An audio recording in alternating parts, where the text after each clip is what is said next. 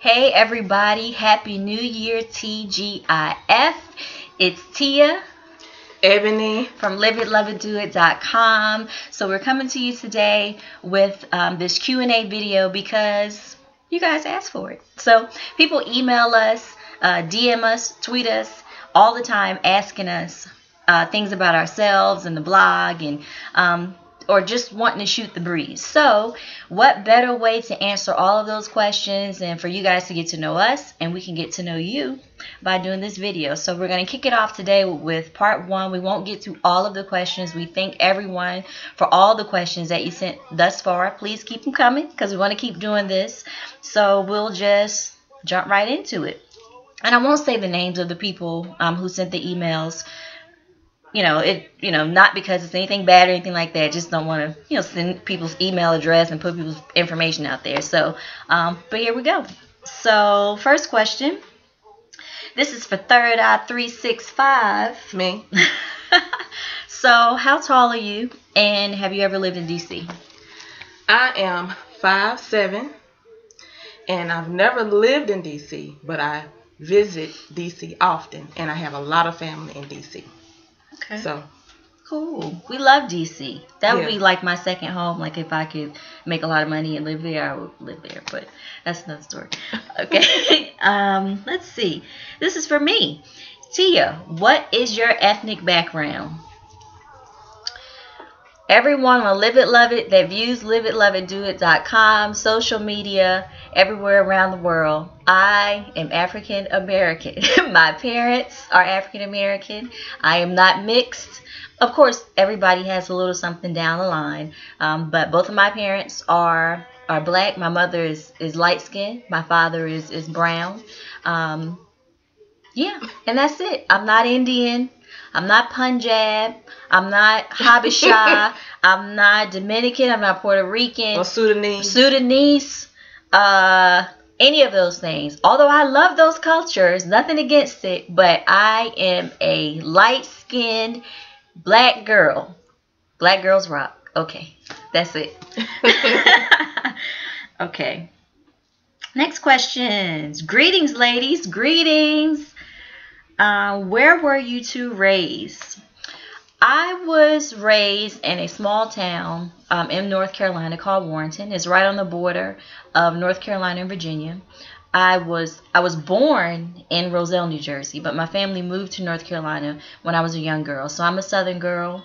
Again, Warrenton, North Carolina. If you're ever traveling 85, you'll pass it in a split second because it is a small town. But shout outs to Warren County. We representing.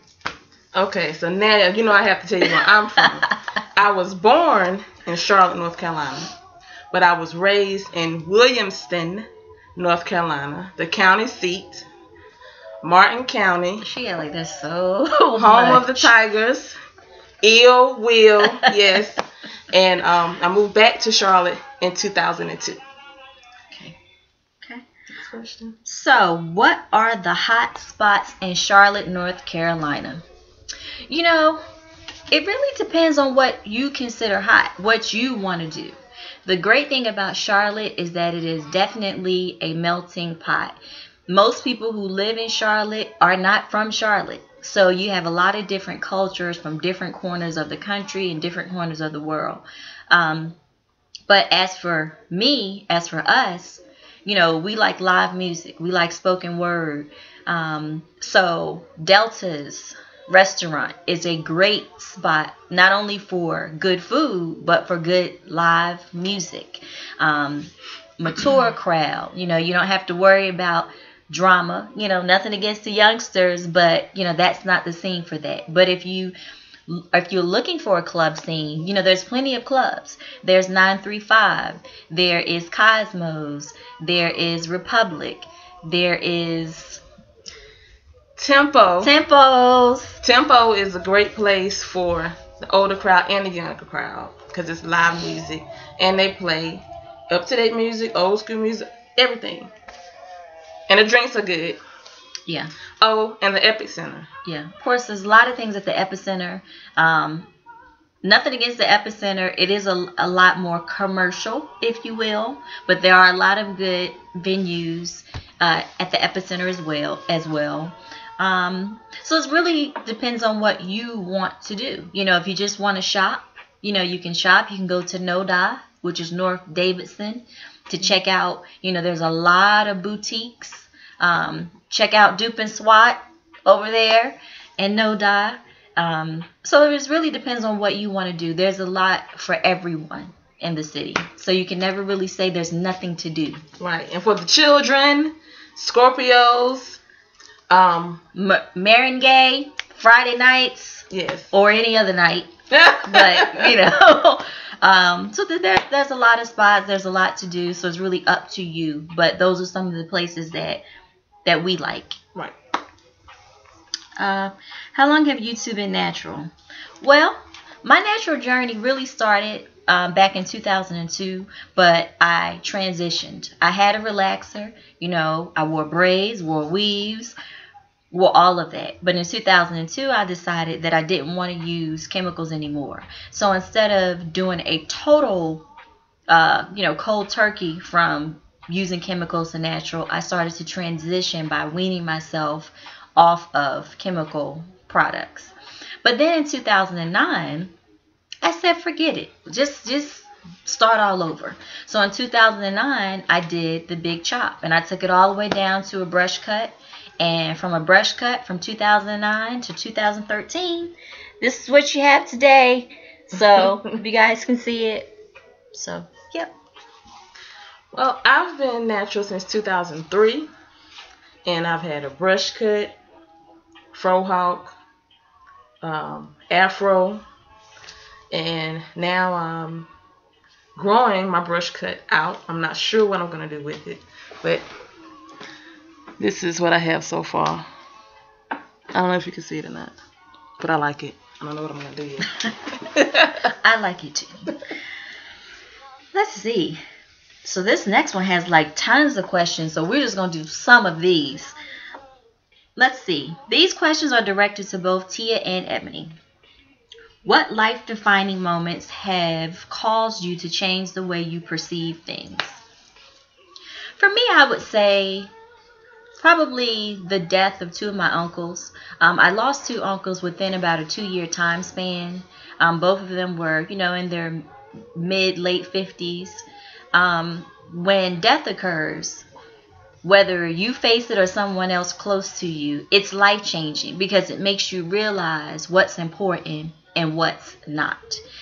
We all have to face the grave one day, but it's different when it's someone who's close to you, up close, and you're used to seeing that person and dealing with them, and then they're gone. So it makes you reevaluate what's important in life. So I would say, those moments were life-defining for me.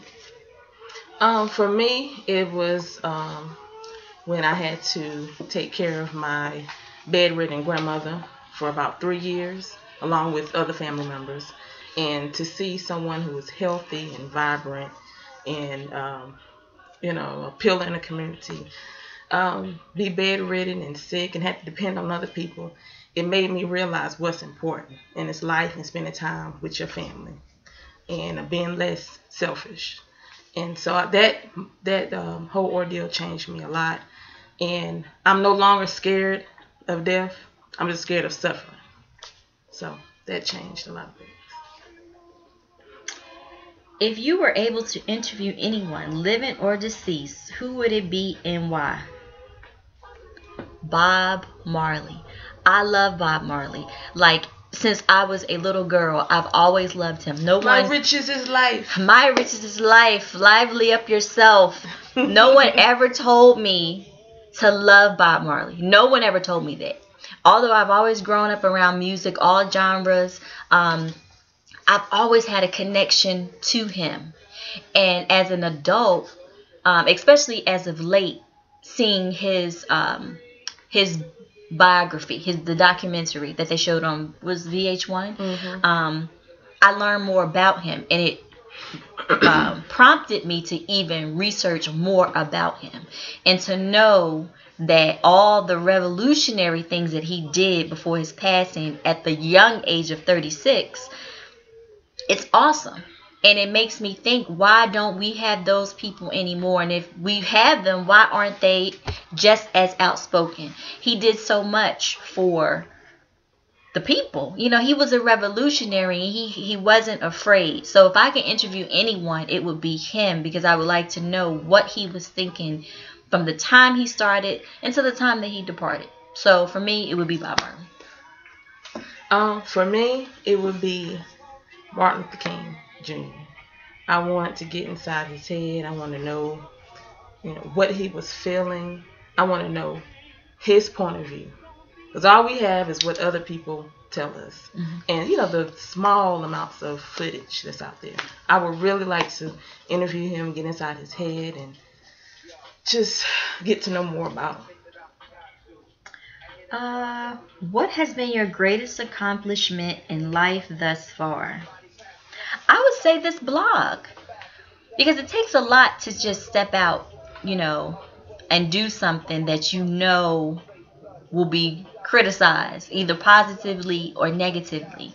So my greatest accomplishment to date would be this blog and being myself, regardless of how people view it, what they say, what they think.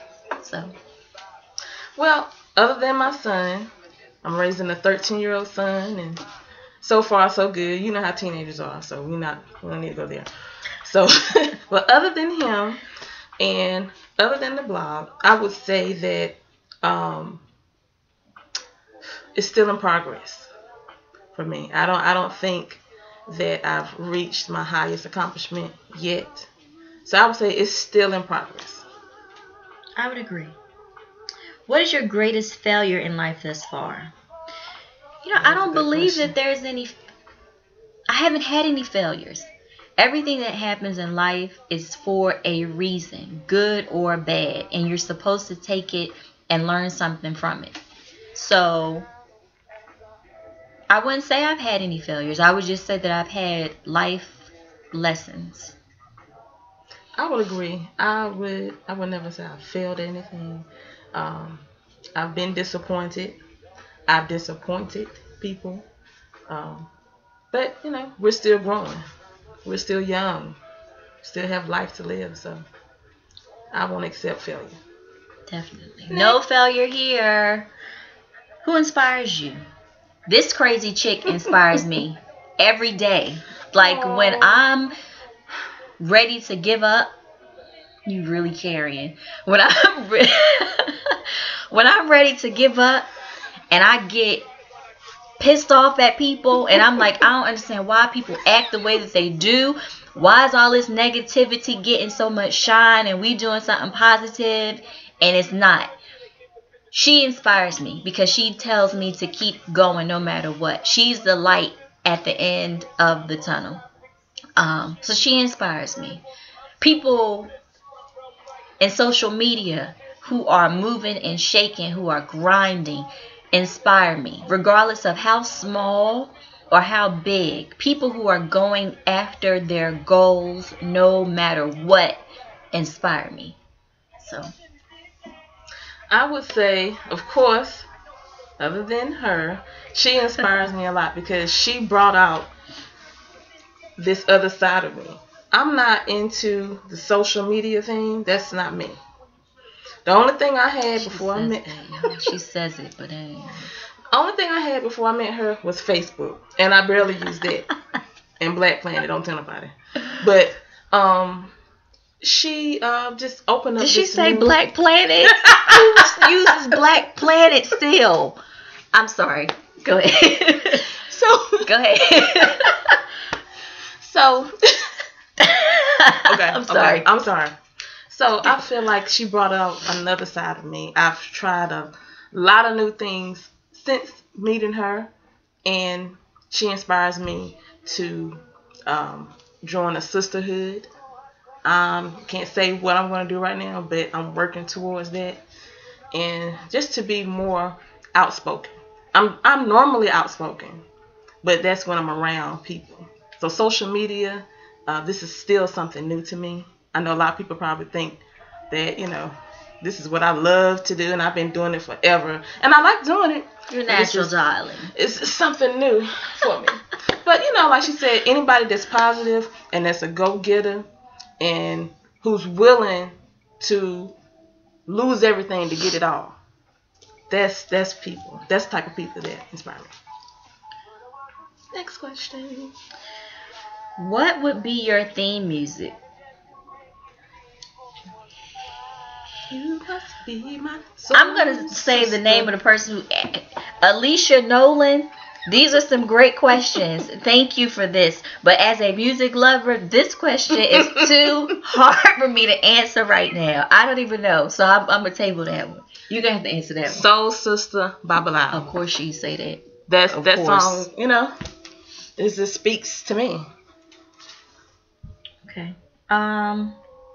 What has been a life-changing book for you? I would probably say The Historical Origin of Christianity.